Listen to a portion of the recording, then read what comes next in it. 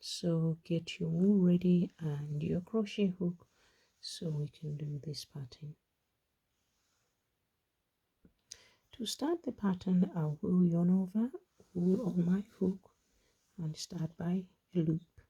So just like that, and make the first knot, which is done by a chain, and you pull it tight like so.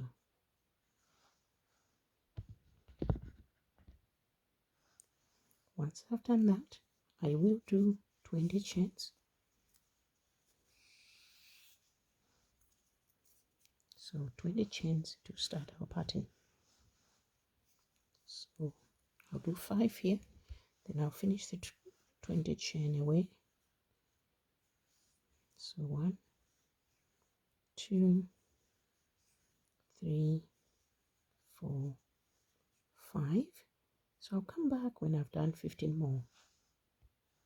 So now I've done my 20 chains, I will start my stitch on the back of the chain. This is the front of the chain where you see the V shapes, but I turn my chain and I'll do them down here.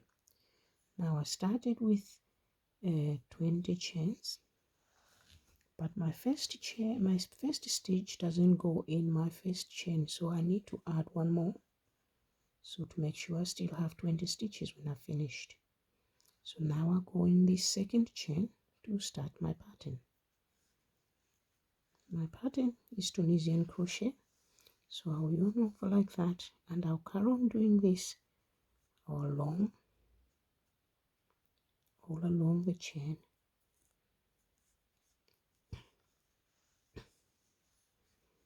like that. It's just into the loop like that, and like that. 4, 5. I'll carry on to the end. I should have 20 loops like those. So I'll come back when I've done my other 15 to make 20. So now I'm doing my last one, which is my 20 stitch. Now you can see I have 20 loops on this hook, and now I need to go back, and I'll do that by yarning over and taking one stitch out. Then the next time I do this, I'll take 2 loops out. So that becomes my second stitch. 3, 4, 5. I'll carry on to here until I get to the end. That will make it 20. So I'm here doing my 18th, 19th, and then 20. Now we are on the second stage of our stitch, and to do that I will look on the bottom. You can see when I stretch that there's these loops. That's where I'm going to put my stitch. So I'll bring my wool this side, and I'll take the first loop and the second loop together, and I'll hook out like that. I'll just demonstrate that again. So the wool is this side, but I'll go in the first loop and second loop and hook out. Again, we do the same to the following on the following 2 loops. I do it underneath because if you yarn over from on the top, the stitches can come out. So as you yarn over here, you yarn underneath like that. I'll do this to the end. Just before a few stitches at the end, I'll come back to you. So I've done 3, 6, 9, 12, 15, 18, 19. One last one. On the end, I take the chain like that, so that it's got a nice strong edge. So those 2 loops are done together, those last 2 loops.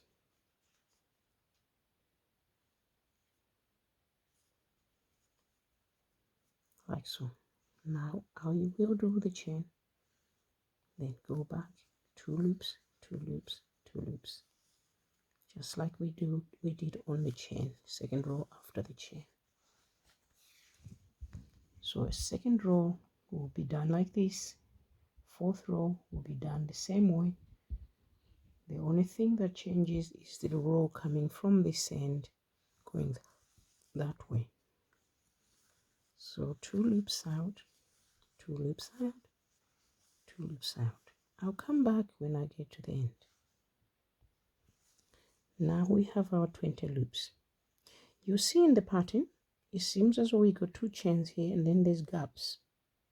These gaps will not be there because this pattern allows us to close those gaps in this row that I'm doing. So it's better to pay attention because this is important row.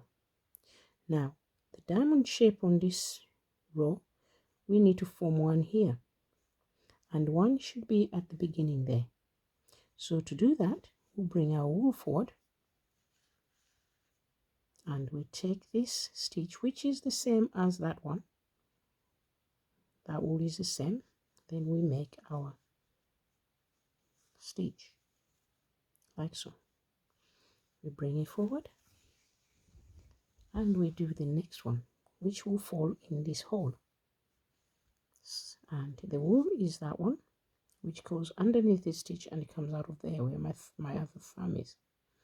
So we need to yarn over like that. Then we go into this loop and that loop. Then we yarn out from underneath so it doesn't come off like that. Then the same loop, you can see here, it goes underneath there, it's this one. So we go in this one, we go in this one, and this one goes here. So we go one side of that loop like that. I'll demonstrate again like that. Then we go into here and into this one again. That's this loop. This goes all the way here. So if I move it like this, like that, you see it's the same loop. It's this loop. Okay, so we will yarn over like so. So now I'll do the same thing all the way to the end, and I'll come back when I get to the end, repeating that to the end. Now at the end, I will do this loop but with a chain like so. Then we'll do one chain and then loop 2, loop 2, loop 2, all the way to the end. I'll come back when I get to the end, looping 2, 2, 2. So now I'm at the end. I will do one loop first like that, but then bring wool forward, then do this loop and that loop.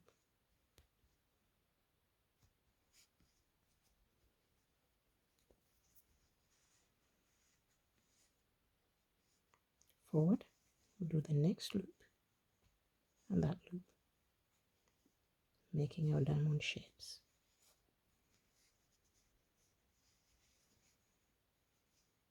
That and that. Now you can see that it's taking shape.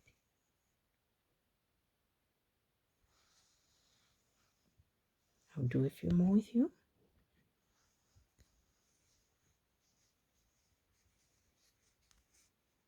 Loop and loop.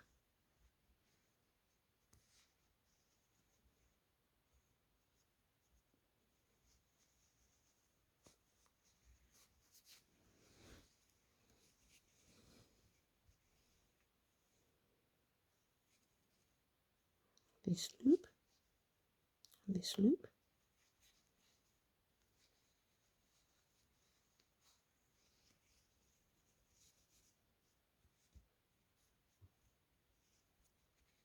do this loop and this loop. I'll do to the end and I'll come back. So I've got here, I've got 19, then the last one goes in the last chain, which we normally just put straight there to make 20 in the chain. See if I can take the 2 loops in that chain. That's it, like so. So now I should have 20 chains, 20 loops on my hook. 1, I've taken out 2, 3, 4, 5, 6, 7, 8, 9, 10, 11, 13, 14, 15, 16, 17, 18, 19, 20. So I have 20. Then I do 2. So this level, we do 1 loop out, then 2, 2, 2 all the way to the end. I'll do several rows now, and I'll come back to show you how our pattern is looking and how big it's grown. See you in a bit. Now you can see I've done a few more rows, and this is how big my little project is. So if you've enjoyed this, please click the link below. Follow me. If you're already following me, thank you so much for doing that. I really appreciate your support to this small business. I'm hoping to grow. I hope my YouTube grows. But I'll do a few more here just to finish off with you. So it's a yarn over just to finish off these stitches.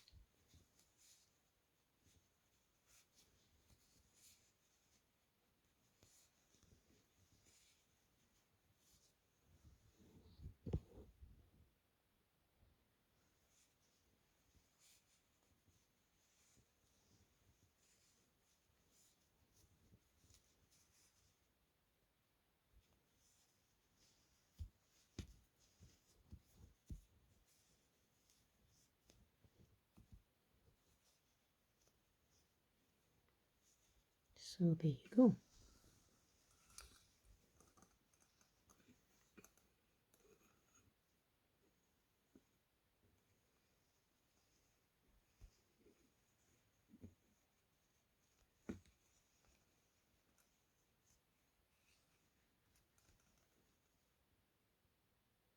Thank you, and see you in my next lessons.